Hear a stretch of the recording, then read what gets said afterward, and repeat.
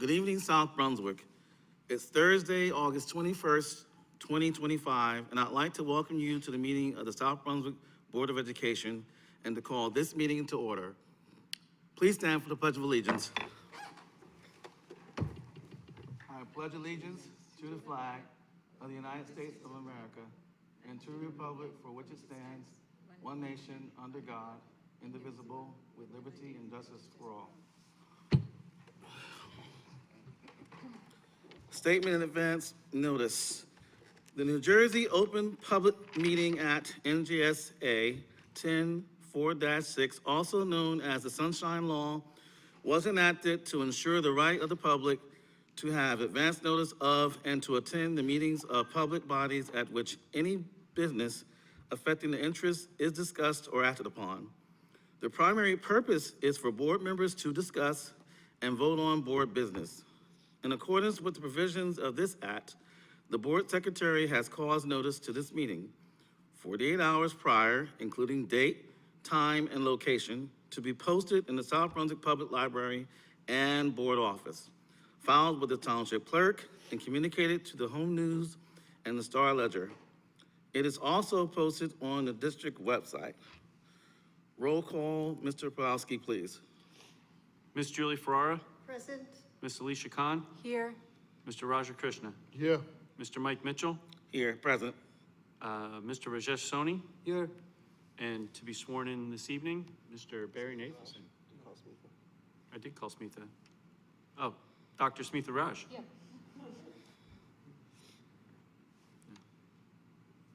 Okay, We have a quorum. thank you. And now we'll have the approval of the agenda. Can I get a motion for approval of the agenda? Dr. Raj? Second?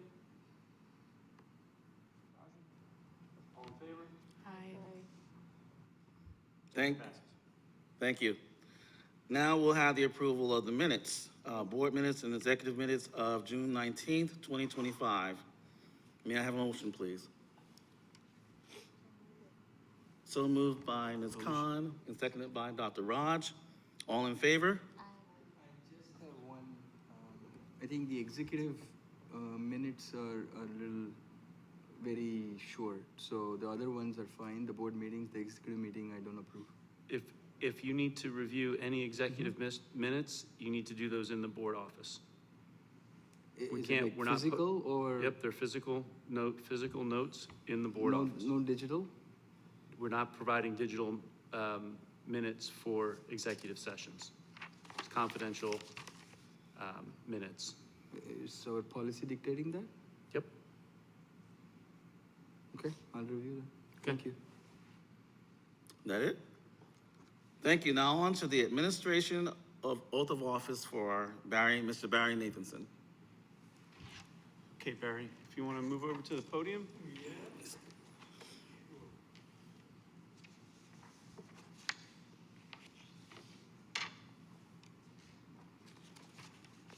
Just a note, I think when I first did this, I didn't have to wear glasses. Many moons ago. Mr. Nathanson, Yes, you have your oath. yes, I do. Feel free to commence.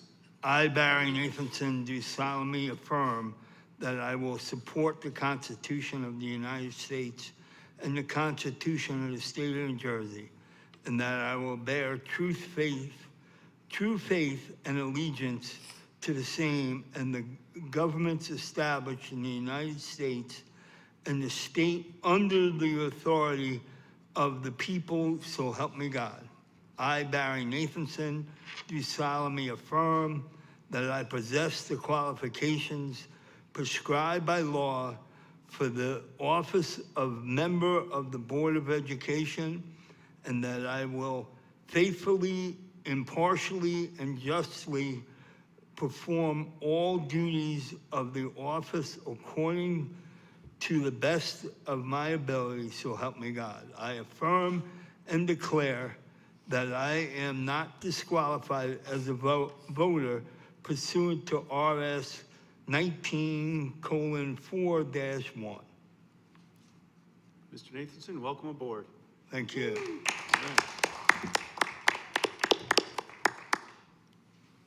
You may come and take your seat.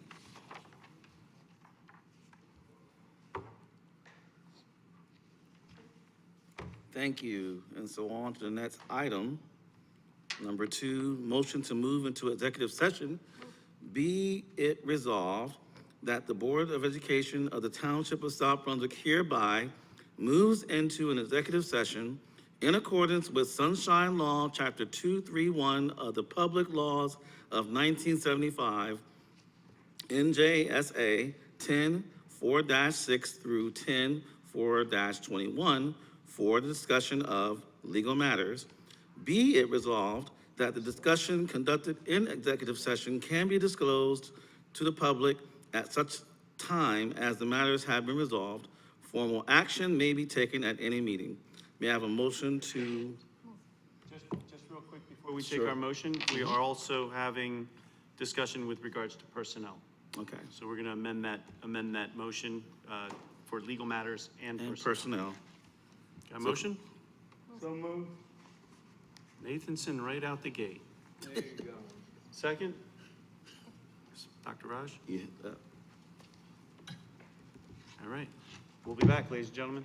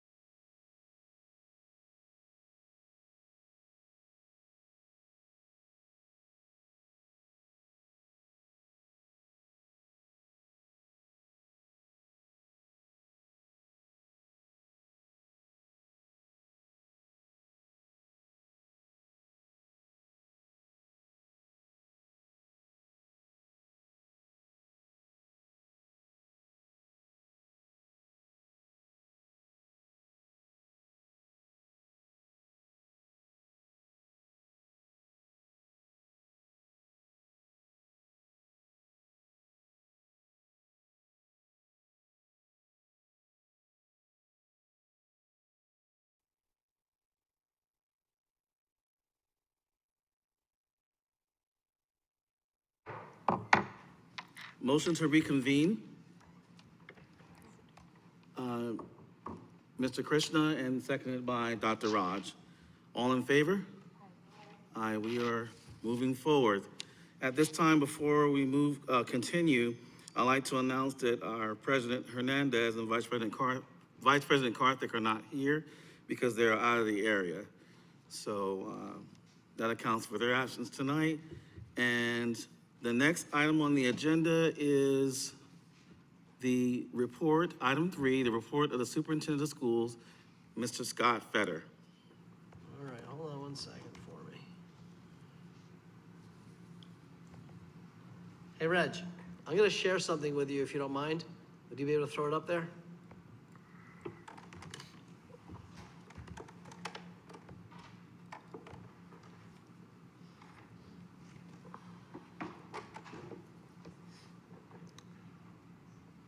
All right, so I'll do my quick report. Number one, first of all, welcome everybody. Today is Mr. Mitchell's birthday. Let's wish him a happy birthday. Woo-hoo!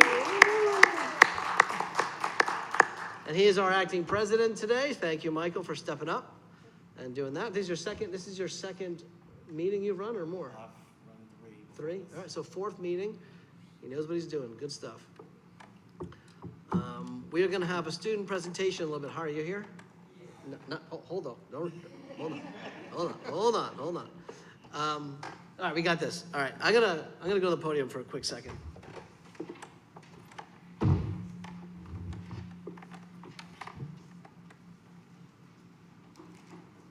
right, so I'm leaving you with some good information. So this is a list of the top 50 schools that for SAT results in the state of New Jersey. Okay, it's up there. No, go back. Don't start moving on me yet, Reg. Now, here's the thing about this list. I'm going to share with you how I read the list, and I believe it is a non-biased review of the list. First of all, I believe this should happen by district, not by school, because it should be, we have one large school. We would technically be penalized if you broke it up and let other districts have individual schools, depending on the makeup of those schools. So let's look at the first one. Let's actually look at the first 8 schools on this list. Middlesex County Vocational, Monmouth County Vocational, Middlesex Vocational, Monmouth Vocational, Bergen Vocational, Union Vocational, Monmouth Vocational, Union Vocational. What that means is those schools only accept extremely high-performing 8th graders.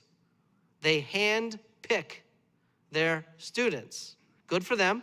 My child was in one of those schools, so good for her too. But it is not a fair comparison to load your school and then say that, wow, look at that. They have higher SAT scores than a regular public school. So I would eliminate all vocational magnet schools, which means we start with number 1. The highest performing SAT school district in the state is Milburn with a 1382. Then let's look at 10, 11, 12. More magnet schools. Remove them. Let's see who number 2 is. West Windsor is now number 2, but West Windsor has 2 of them on there. So we're going to get rid of one of them, and we're only going to count the first one. So West Windsor's number 2. Number 3, Bergen County Vocational, nah. Monmouth County Vocational, nah. J.P. Stevens. Now, J.P. Stevens is half of the Edison School District. So I went and did a little legwork and found out that the other half, when you combine the 2, would not be higher than South Brunswick. So we're not counting them either. Morris County Vocational, no. Montgomery, we are finally at another regular old public high school. They count, what is that, number 3 or number 4? I forget. Number 19, Monmouth County Vocational, nope. Anna Vocational, nope. West Windsor, we already counted West Windsor once, we can't count them twice, that's not fair. Now we're at Livingston, yes, that counts. That's number 4. Princeton, Tenafly, Highland Park, go Highland Park. By the way, I shared this with Highland Park superintendent. She's a friend of mine, and said, you cannot accept being number 25. You're definitely top 10. So I don't know if she used it or not, but this is the sheet I sent her. So Highland Park, I think, is number 7. Bernards is number 8. Northern Valley Regional, that is a regular high school. Number 9. Somerset Vocational, Bergen Vocational, South Brunswick, number 10. So, South Brunswick is a top 10 public school SAT winner. Congratulations. Now, I am open to anyone who would like to challenge my ways, but I believe that is actually fair. I believe that is fair. What I want to show you now is look at the school districts after us. If you know the state at all, Ridgewood, Glenridge, these are some of the highest, affluent areas in the state, Bergen County. Then you have Summit, Westfield, Mountain Lakes. If you know the area, these are all extremely wealthy areas. You're outperforming all of those areas on the SAT scores. Hopewell Valley, Robbinsville, Madison, Cresskill, Hillsborough. Again, be proud of our kids. They do great things. Be proud of our staff who helps them become great at what they do. And no, I am leaving you with a top 10 SAT school district. Thank you very much.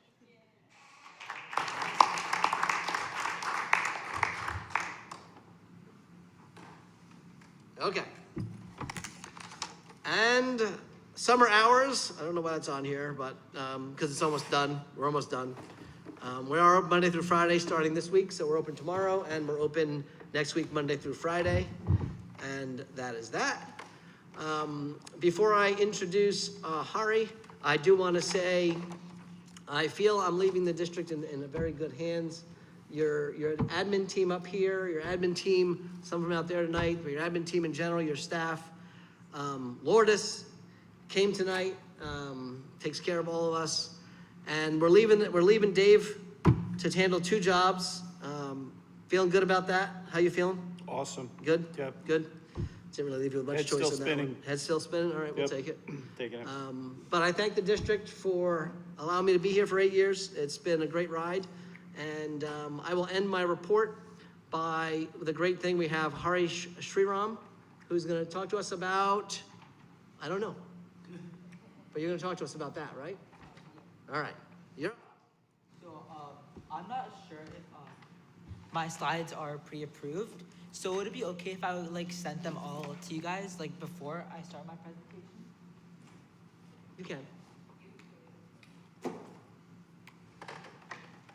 You can send them to, he's going to email them to us? I don't know. Do you want to send them to me and I'll forward them? Yeah. Okay.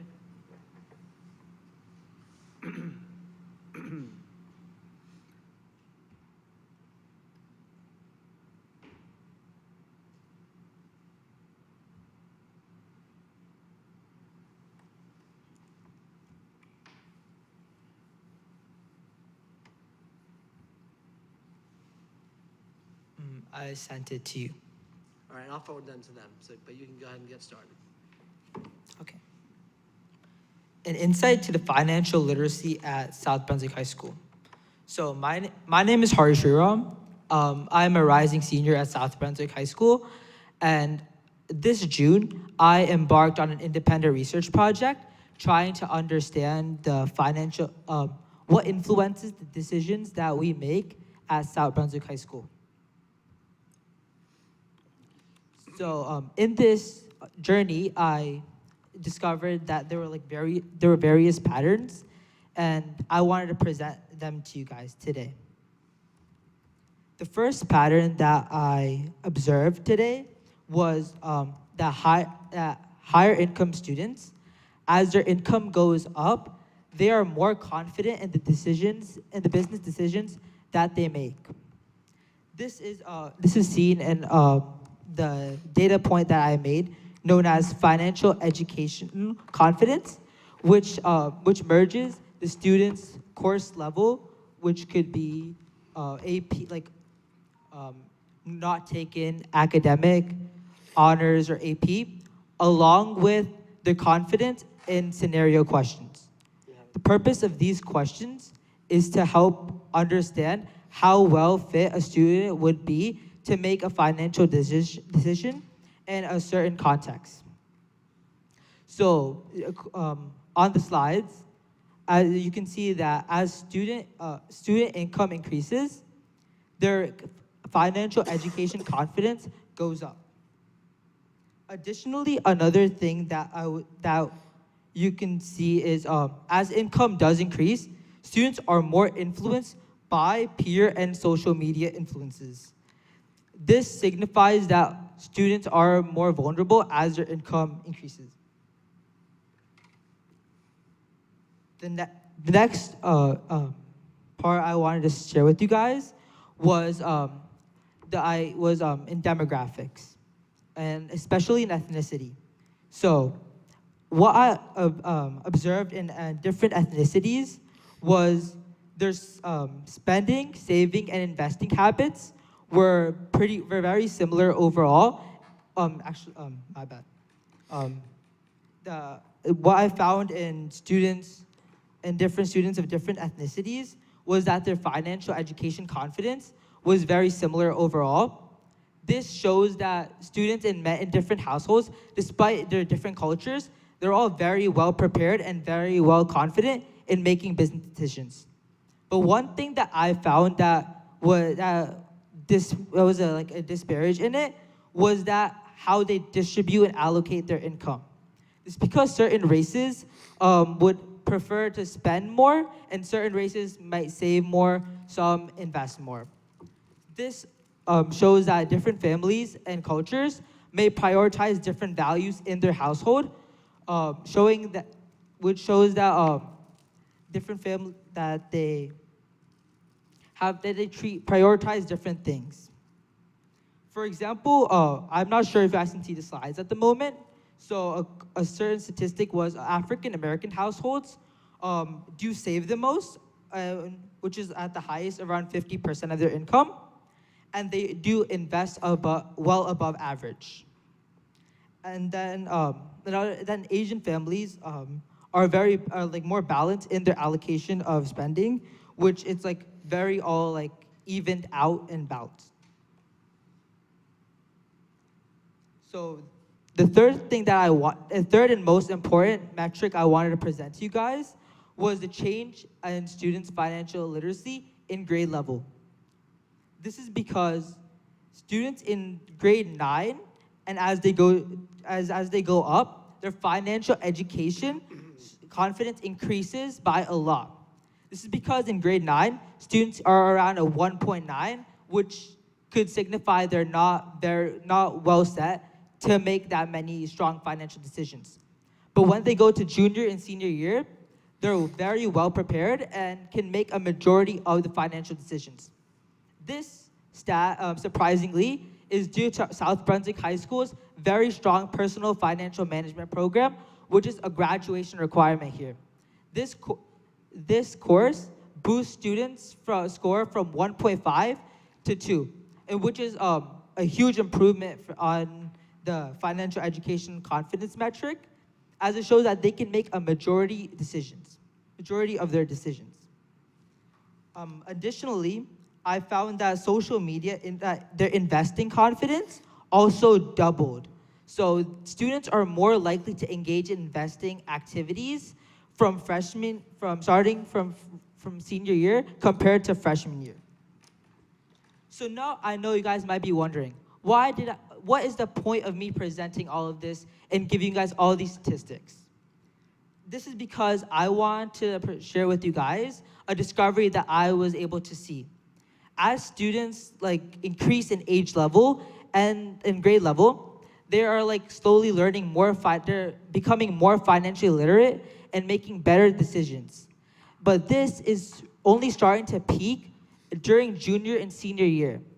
My proposal, or what I feel like could improve South Brunswick, would be to allow students to be able to take courses like personal financial management from a younger age, before they start freshman year, so that they can carry these financial skills that we teach them that are so strong throughout high school.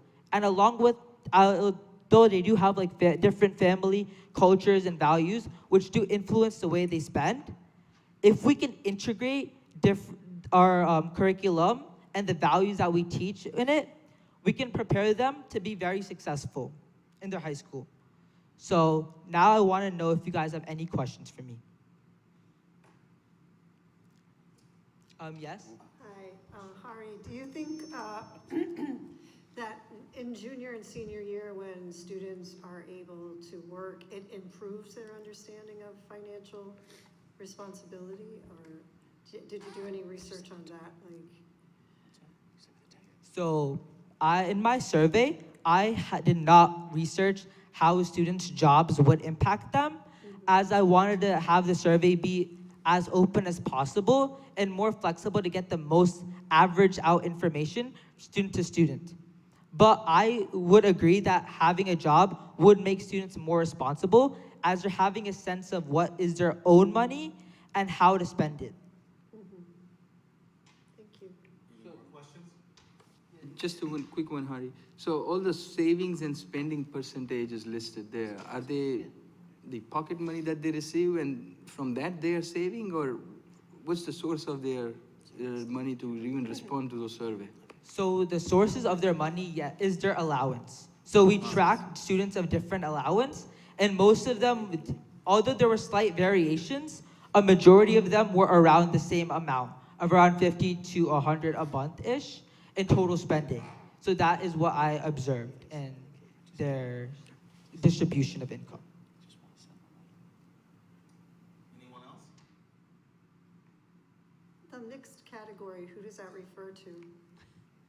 The mixed category was for people who are one or more races. So I didn't I didn't want to have too many categories on the survey so that students might be confused of this or that.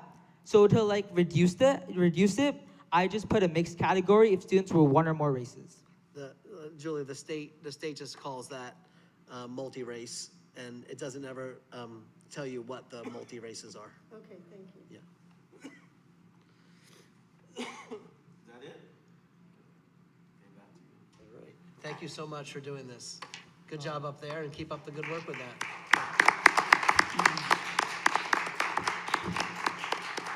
I would like to thank the board again and Mrs. G especially for giving me this opportunity, and all of you guys for letting me present my research to you guys. Thank you so much. I think it's a great idea to maybe incorporate financial strategies in the middle school, especially 8th grade. Perhaps maybe it could be like a club or some kind of extracurricular activity that gets them involved in learning about their finances and things. So I agree with you. Thank you so much. Thank you. Thank you. Yeah, thank you guys so much. Thank you very much again. All right. That's all my report. Okay, thank you for your report. Thorough as usual. And we're gonna miss them. So on to the next item.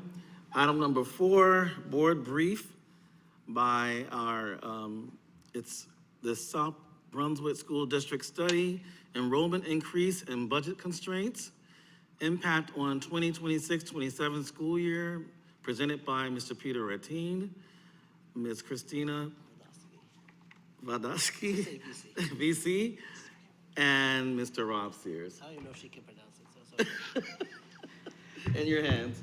Got it. Good evening, Scott, David, members of the board. Thank you for having us here this evening. Thank you for the warm introduction. For those of you who don't know me, I'm Christina Valdostigi-Serra, better known as VC, and I'm the very proud principal of Constable Elementary School. I'm joined here this evening by my colleague and friend, Rob Sears. And Peter Atine can't be with us this evening. He very much looks forward to joining us next time. We'll be here pretty much monthly going forward, so you'll see plenty of him. This evening, we're going to ask you to turn your attention. It's short, it's a brief update, so you should be comfortable where you are, but just turn your attention to the screen so we can give you a little bit of an update on what we've been up to since we were here last. Since our last board brief, which was, I think, in June, end of May or early June, we've continued studying the dual challenges of rising enrollment and the tightening budget. We are keeping the focus squarely on what's best for students, and tonight we're going to give you a little bit of an update. Let's see, did that go? There you go. So the reason that we're engaged in this work is pretty straightforward, but we want to make sure the why is at the front of what we do each time we come to you. The district's facing increasing enrollment from new construction, and at the same time, we are working within budget constraints.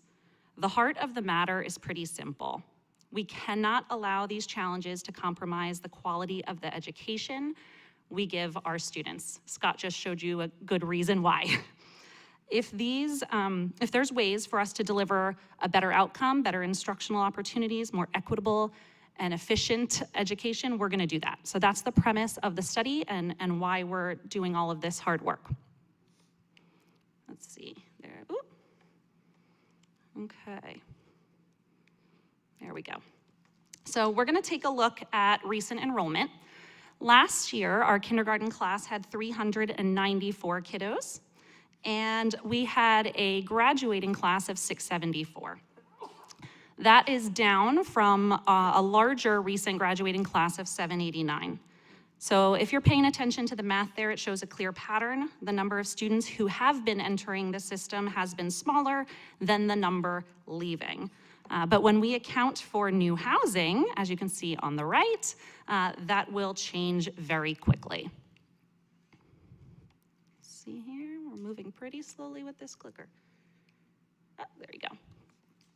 So our demographer study estimated that a little over 1,600 new students would enter our schools as a direct result of the residential developments. Importantly, 2/3 or more of the 3,100 new housing units are in the Brooks Crossing attendance area. That is concentrated growth, which has had a significant implication on our capacity, the planning, and hence the study. So while the construction was delayed from the original prediction of the demographer, likely due to the pandemic and other economic factors, it has started and it is coming to fruition very quickly. All right, as you can see here, this is a map of South Brunswick and our attendance boundaries or zones for all of our schools in South Brunswick. In the top left corner, you can see that there are 8 new approved developments. We're also aware that more are on the way, but as of right now, there are 8 newly approved developments, and you can see there that 2/3 of those 3,177 units are located in the BC attendance zone, which is what VC just mentioned. Now, 3 of those 8 are actively being worked on and developed in multiple phases of development. And it's causing our district to having to, in a sense, redistrict already. And while this study is ongoing for now what feels like over a year, and it will continue until a recommendation to the board happens in the December, January of this upcoming school year, we're already actually redistricting actively. For example, the Henderson Square community, which is over near Henderson Road, those students that would be registering who are moving into those units in those properties, in those apartments, they normally would be going to Brunswick Acres, but we are actively redistricting them to Greenbrook. Our district is actively redistricting them to go to Greenbrook. Why? Because that's where there are seats, that's where there is space.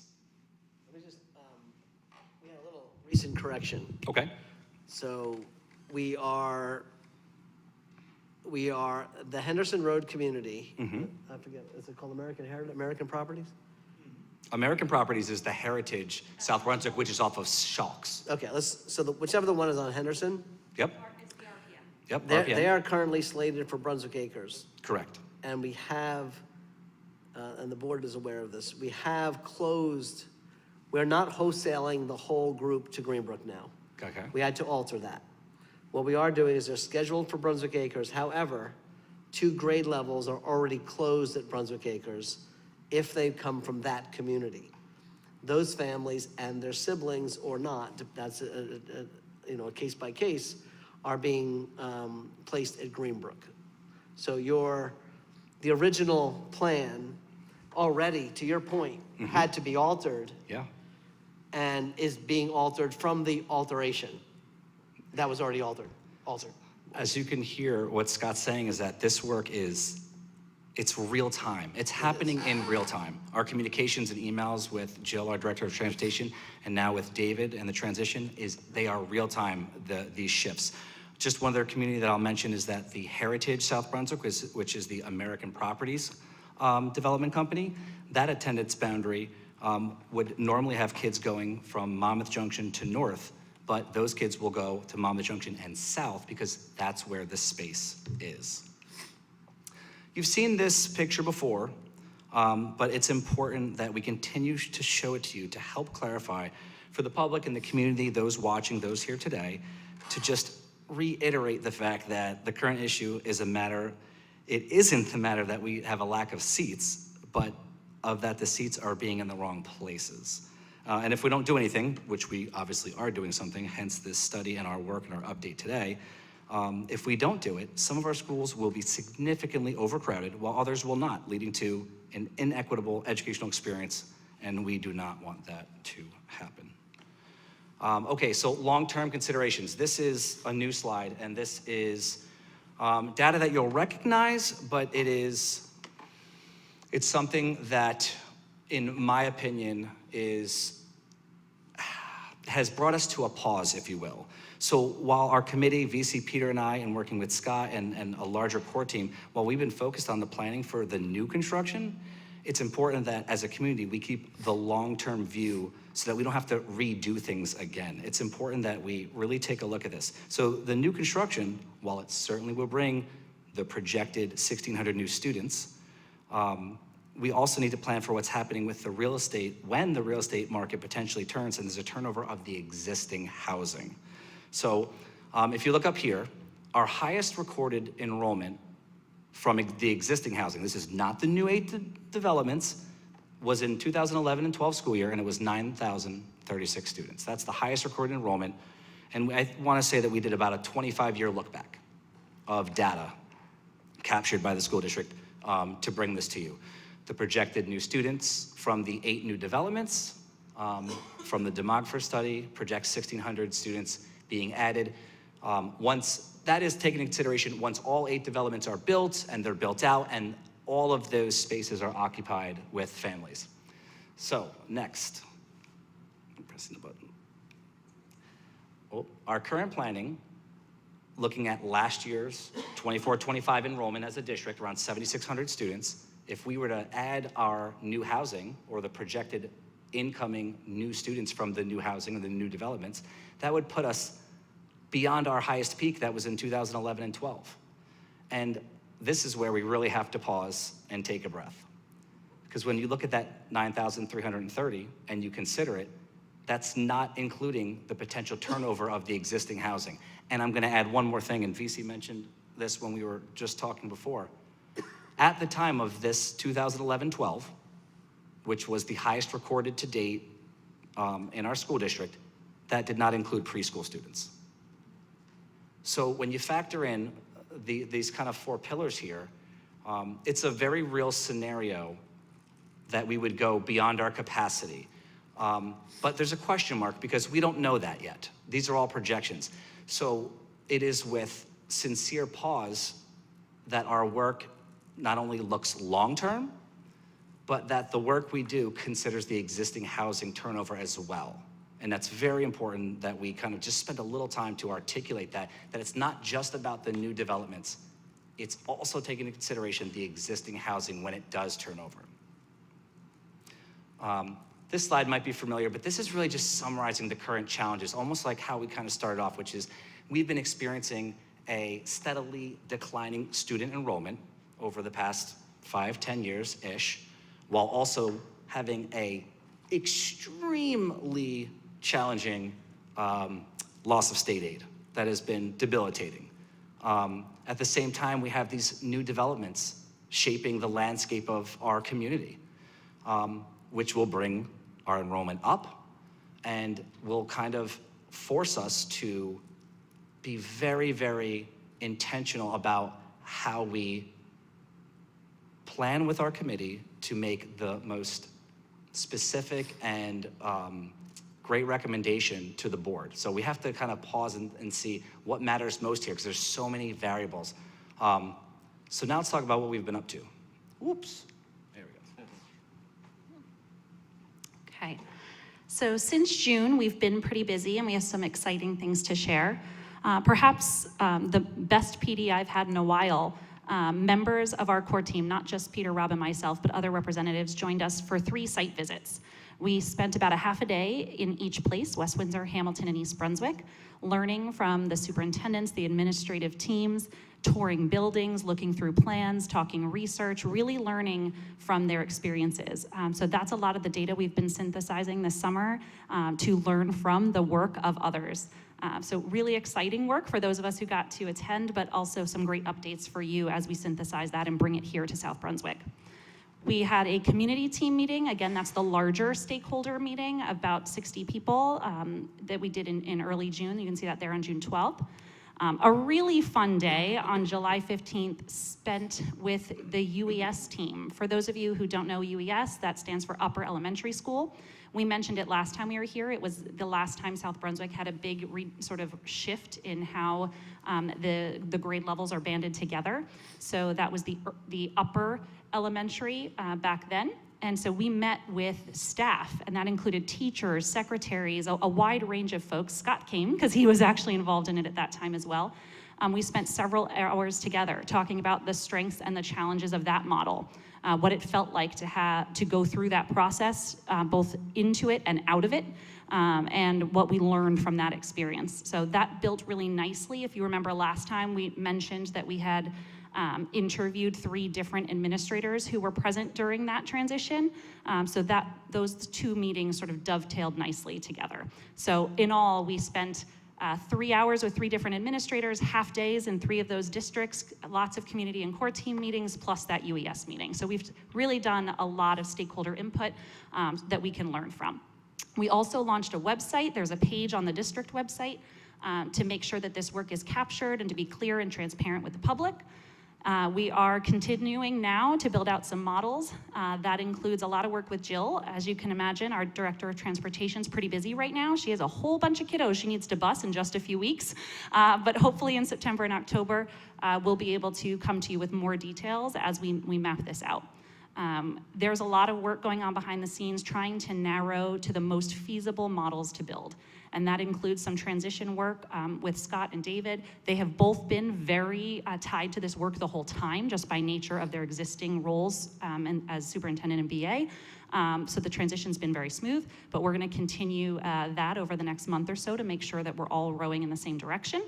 And we're excited for our next core and community team meetings, which will take place in September. And shortly after that, we'll be back to you with hopefully a lot more details and plans.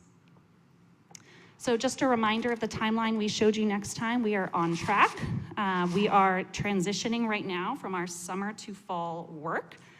So basically that's bringing us from sort of the information gathering, synthesizing stage to a lot of action. And so that's what the next phase of the study from fall through winter is going to entail. We promise to be back often. Our goal is to be in front of you monthly as this unfolds. In addition to that, in his new role, David Pulowski will give you updates behind the scenes as well, because we're gonna be moving relatively quickly from here on out. This work is very complicated. It takes a lot of people to come together to really see what's best for kids and what we can afford, what we can fit. And we're looking at, again, the short term of how to manage the kids who are already arriving. We're looking at the near term of what to do with the new construction that we know is coming. And now we have to adjust a little more because we know that one day the market will turn. And people will either age out or will feel comfortable selling based on rates. And we don't want to put the district in a position that we have to do this again. in short term. So I hope you see the time that we're putting in and sort of the slowness of this initial build, the amount of data and research that went into the initial stages, as us trying to be really diligent and thoughtful, so that when we come to you, we come with something that is fair and appropriate and will sustain us for some period of time. So a lot going on in a very short amount of time in this district, but it's exciting work, it's fun work, and we appreciate you, supporting it. So if you have any questions, we're happy to take them, or we can just come back to you in a month or so with more details. Yeah, no, the question not exactly to you guys. I think first of all, thank you for the update, very clear. The topic of ongoing or dynamic redistricting that Scott and team and David now are currently doing, I think the only comment or feedback I have is we be way more clear with our stakeholders, because sometimes what happens is their neighboring building kid might go to a school and they might be asked to go to another school. So just kind of be more clear why the process we are going through, so that there is no, it's like a PR type thing, right? We want to maintain our relationship better, because we don't want somebody jumping on Facebook and start saying, oh, that sounds kind of idiotic. Why are we asked to do this, whereas others are? So I think it's better to have our stakeholder management up front, explaining why we are doing it, and also telling it will change in another couple of years again. So just kind of doing that more, it might take a little bit more effort, more talking, but that will hopefully save some heartburns later and other social media campaigns later. So that's just the input. I know we have exchanged notes on that, but that's something we want to be more proactive about on our stakeholder management, but that's it. The final projected number, does it include preschool? I just wanted to clarify. No. Which number specifically were you speaking to? Let's go backwards. That's our district. The projected one. Total capacity. Oh, Yes, okay. yes, preschool, yes. Again, rough estimates here. Yeah, The it's numbers just a are already projection. changing. I'll tell you, one of the challenges right at the building level, every summer we watch kids come in and come out. And we never know what grade they're coming into or what grades they're going out from, and it's never what we need, Yeah. right? They arrive in the full grades and they leave in the low ones. So this is really complicated. Pre-K through 12th grade, we don't know, are the existing families gonna bring young families? Is the new housing all gonna bring? The numbers are really fluid, and that's why building the model is not as simple as it sounds. It is You complicated, really have to be nuanced, and we need to leave a little room on each side. And it takes many, many minds to come around and figure out what the estimate is there. But yes, preschool is very much a part of our family now. They're stuck with us. Yeah. So we wanna make sure that we have room for them Included. going Okay. forward, for Okay. sure. Thank you. Yep. Just one more clarification to that. So 9,723 is including pre-K, and the number, the highest recorded enrollment, that probably doesn't include pre-K, right? Yeah, and again, I think we spoke to this once before at a community meeting. I can sort of describe it holistically now. The capacity is also a challenge to explain to folks, because when a demographer looks at a room, he looks at it differently than a construction worker, than a teacher, than a principal. The reality in our schools is that a room can't always hold what the capacity says. So an example is, we are now using many of our rooms for preschool. They have a max of 15 kids in a class. The capacity of the room might be 25, but if we need it for preschool, it's 15. Same with as our autism program grows, those classrooms might have 5 or 6 students in a room of a capacity of 30, but it's lower. So when we're doing a study, we can't really use the same formula. We have to actually go, which we're doing, school by school, map by map, looking at how many of these rooms would need to be allocated for preschool or for any of those special education classrooms I referenced. So sometimes I think we want to latch onto a number and a capacity and say that's it, but it's just so much more nuanced than that. And so for those of us who want kids and teachers to be successful in programs, we really need to make sure we're looking at those little pieces as well. Anyone else? No? Thank you so much. It's our pleasure. We'll be back.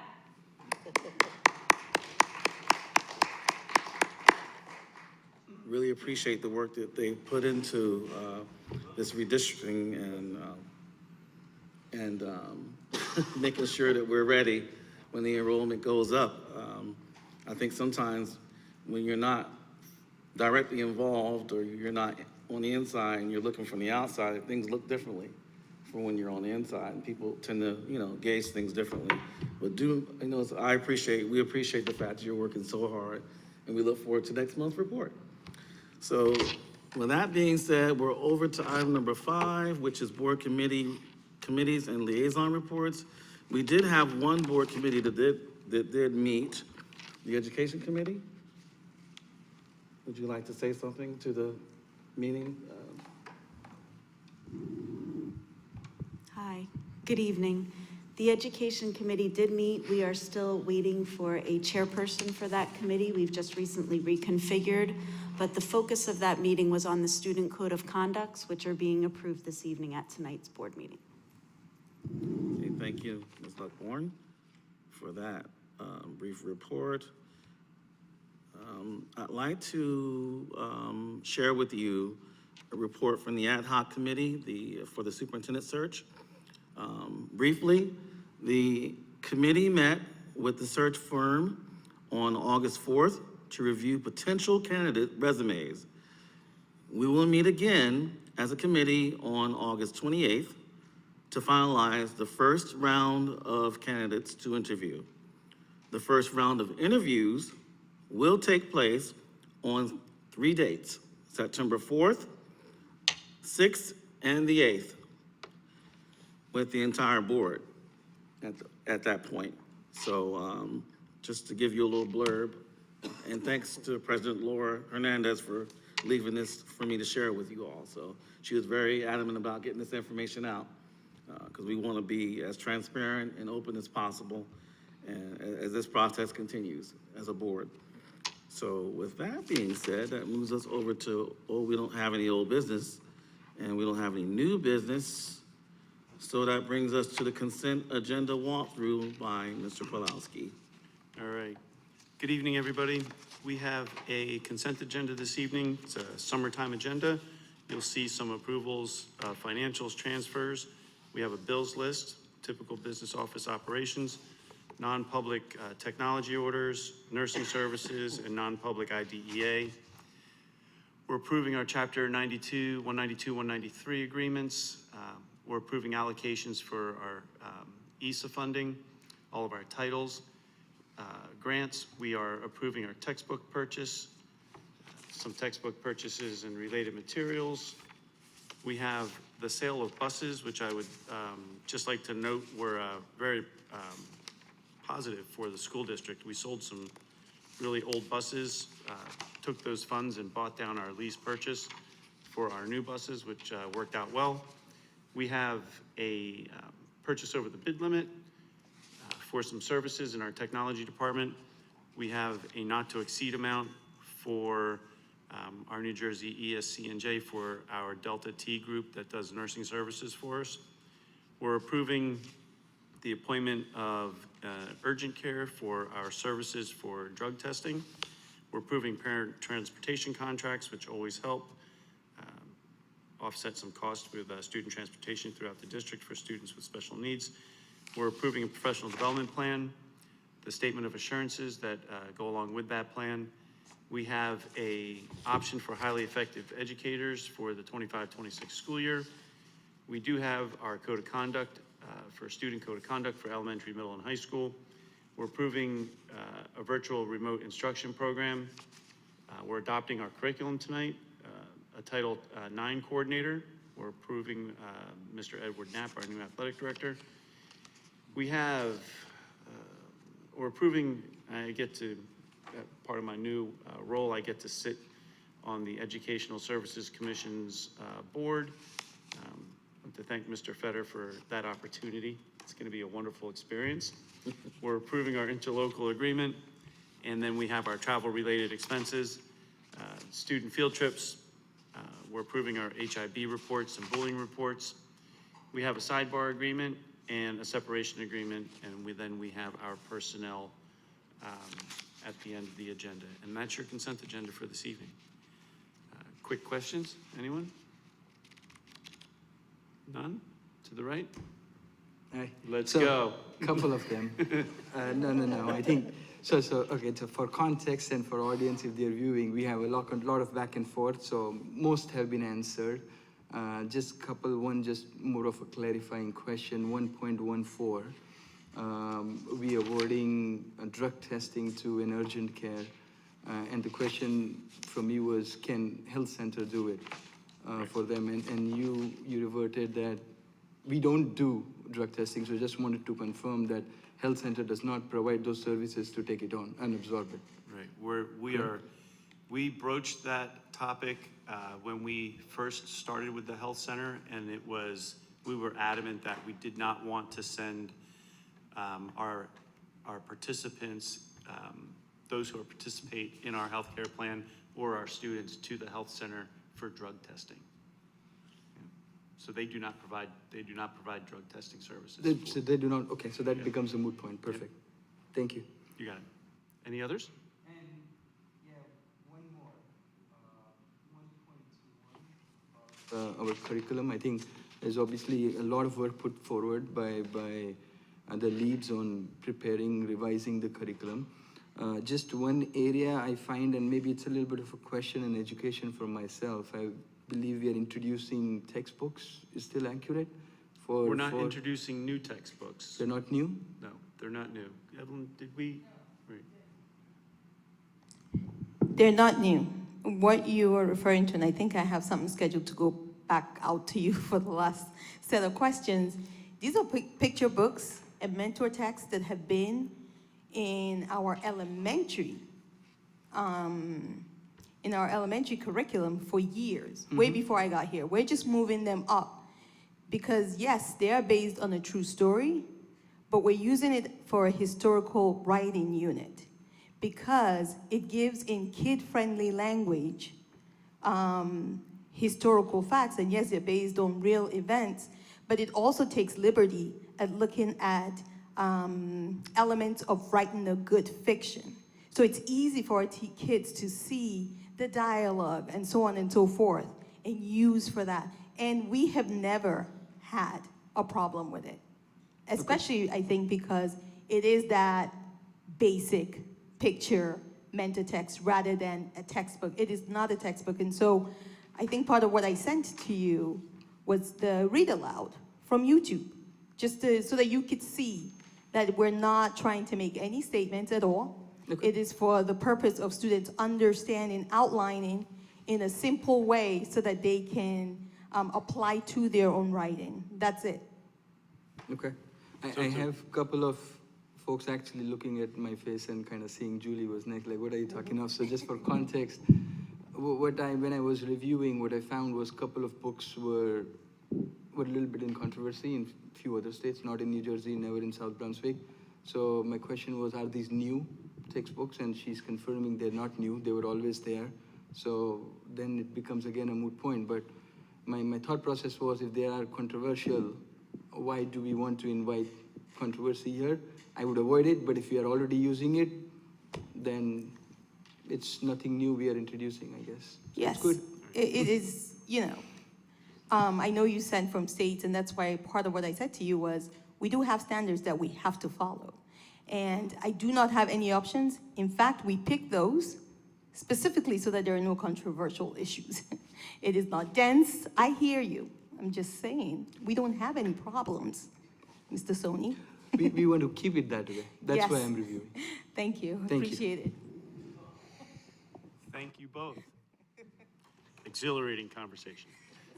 Any other questions on the consent agenda? Good? All right, good on my right, good on my left? All right, let's have a roll call vote. So you don't need a motion. Or we need a motion and a roll call vote. I'll move it. Mr. Nathanson? Krishna seconded. Krishna. Roll call, please. Here we go. Ms. Julie Ferrara? Accept. Ms. Alicia Khan? Yes. Mr. Raja Krishna? Yes. Mr. Mike Mitchell? Yes. Mr. Barry Nathanson? Yes. Dr. Smitha Raj? Yes. Mr. Rajesh Soni? Yes? And my other two board members are absent. So our motion carries. Okay, over to item number 10, which is public comments. The Board of Education recognizes the value of public comment on educational issues and the importance of allowing members of the public to express themselves on school matters of community interest. Complete copies of Policy 0167, which govern this portion of the meeting, are available to the public at the auditorium entrance, online, or by contacting the board office. To permit the fair and orderly expression of comments, we ask that participants are recognized by the presiding officer and preface comments by announcing his or her name, place of residence, and group affiliation if appropriate, and by completing the sign-in sheet, which is over on the podium. Please print legibly, or we may be unable to document your name for the permanent record. Each statement made by a participant shall be limited to 3 minutes. No participant may speak more than once on the same topic. Mr. Pulowski will indicate when you have 15 seconds remaining. All statements shall be directed to the presiding officer. No participant may address or question board members. No discussion between a participant and respondent shall extend the 3-minute time limit, with a total time limit of 1 hour. It is our plan to listen to each member of the public. Once all questions and comments from all members of the public are made, the Board of Education may respond via email or here at this place in this presence in the most timely fashion and efficient manner available. All questions and comments made will be noted. Are there any registered? We have no registered Registrations, speakers anyone at from this the audience would like to comment? time. No, No, this is for all. anything. Come on down. Minutes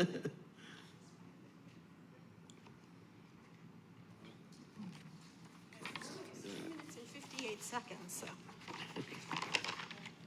There's no pen. There's no pen. I put that up there. Somebody stole my, you know what it's, Lisa, go ahead and get Oh, is there started. one on the floor? Lisa, we'll come back to the pen. those redistricting folks, they No, it took is my on the pen. I noticed it on the floor. I didn't put it there, but It wasn't me.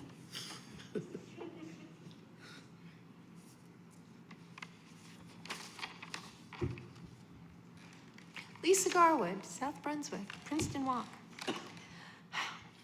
Scott, there's so many thank yous and appreciations that I would love to give you, but I only have 3 minutes. So here's a summary. On the evening before Snow Day last year, a group of special children were honoring you. You had them help you record the Snow Day message. I think you enjoyed it as much as they did. The joy you take in children is one reason you've led this district so successfully. You did it with love.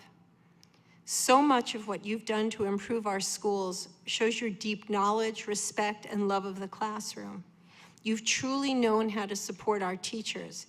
You bought us copy machines. You are, and I quote, not from me, always fair, never show bias towards or against anyone. It was also said that Scott, quote, always researched for facts before making decisions. During COVID, you demonstrated a deep commitment to protecting your staff, students, and their families through research. Scott was a New Jersey leader when clear directives weren't provided by the state. You wrote an open letter to our families and our staff that was so well regarded, it can still be found on a website for school nurses. When the state began to cut our funding, Scott went to Trenton and spoke at hearings about school funding formula. He was even interviewed by news and the press. You've always been clear in your decision-making, even when it wasn't popular, and explained with facts the process by which difficult decisions were made. You put together presentations for our community, which were given many times, live and virtually. We asked questions, especially about budget, and they were all answered repeatedly so that all community members always had the opportunity to be informed. Quote, his leadership has continued to shine through the fiscal challenges, from a teacher who wanted to remain anonymous. They're shy. Scott worked with township members and the board to make sure all points of view were taken into account when hard decisions needed to be made. When thinking of the continuous and drastic challenges you've had to navigate, I can't imagine how you did it all so competently and with such dedication. You never lost sight of your priorities, no matter the pushback. You never lost the sense of fun and love for the children you're ultimately in charge of. I keep hearing the same comment from friends and old colleagues, quote, "The next superintendent has some large shoes to fill." That's for sure. I think if we find someone half as capable, we should consider ourselves lucky. Scott, many of us mourn your leaving. We know the enormity of what we're losing. On the other hand, we celebrate a retirement from South Brunswick that may well be the most deserved in our history. Thank you, Mr. Fetter, for all you've given and all you've done. I wish you nothing but joy in your retirement from South Brunswick.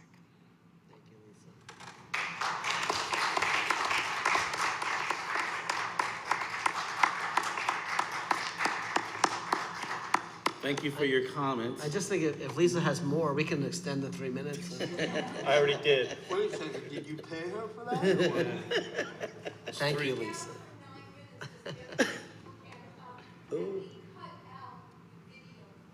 Oh. Thank God. Thank you. Before you adjourn, can I? Go for it. Okay. I just want to thank you all for the warm welcome tonight. As I step back into my role on the school board, filling the seat of my longtime friend, Lisa Rogers. I'm grateful for the trust you've placed in me, and I want to express my sincere appreciation to the board for this opportunity. I pledge to work diligently, just as I have in the past, to support our district to ensure the best outcomes for our students and our communities. Thank you all. Thank you, Mr. Nathanson. Are there any further comments from the audience? Seeing none, we're going to move to the next item. Before we adjourn, once again, welcome back, Mr. Nathanson. We look forward to collaborating with you moving forward. The next Board of Education meeting is scheduled for Thursday, September 18th, 2025 at 7 p.m. We look forward to welcoming the return of our staff and students. Mr. Fetter, once again, we thank you for your commitment to South Brunswick schools. Any last words? No, I think, no, it's a bittersweet, you know, I mean, this has been a great place for me. I've shared that before. 14 years of my career were here. It's meaningful outside of just my professional life. So I leave knowing it's in good hands. I know that we're gonna continue to do great things. And I encourage the board to keep staying the course and you know, maybe keep Rajesh to, you know, 3 questions a week, maybe. But actually, I will say, I think Rajesh shows the importance that, you know, board members getting involved and the importance of having community involved in school. And it's good work. And you have a lot of talent. Trust your talent. Trust the people up on this dais. Trust your principals. Trust your teachers. And let them do what they do. Take care of the kids. And the board's always done that while I'm here. And I hope you just continue with that path. So, best to all. Thank you again, Lisa.